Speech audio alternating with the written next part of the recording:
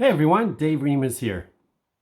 So there's an opportunity in the market right now for first-time buyers, families, and investors.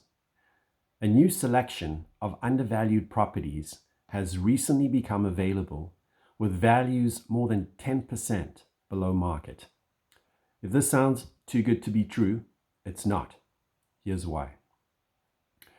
In an effort to increase the supply of more affordable housing, the provincial government has just introduced new legislation that prohibits long-term rental restriction bylaws in strata properties. They also said any age restriction bylaws of less than 55 plus are not enforceable. With the introduction of this new legislation, owners that live in rental restricted buildings are now able to rent their homes if they need to. Also, if they live in an age restricted building with an age restriction of less than 55 years of age, they're free to rent their home to anyone, no matter what their age.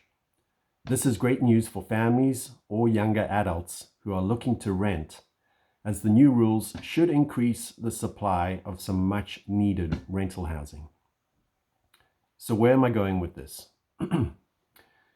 Strata properties with age and rental restrictions generally sell for less than non-restricted buildings, primarily due to the smaller pool of buyers that they appeal to. Buildings with rental restrictions generally do not appeal to investors, and buildings with age restrictions prevent anyone below a certain age from buying them. When we exclude these two groups of buyers from a property's buyer pool, the net result is less demand and therefore a lower sale price. For example, if we look at condo sales over the last year in buildings built in the 80s and 90s in Greater Vancouver and compare the median sale price of a condo with age and rental restrictions versus a condo without these restrictions, we see an 11% difference in price. $650,000 for non-restricted versus $577,000 for a restricted building.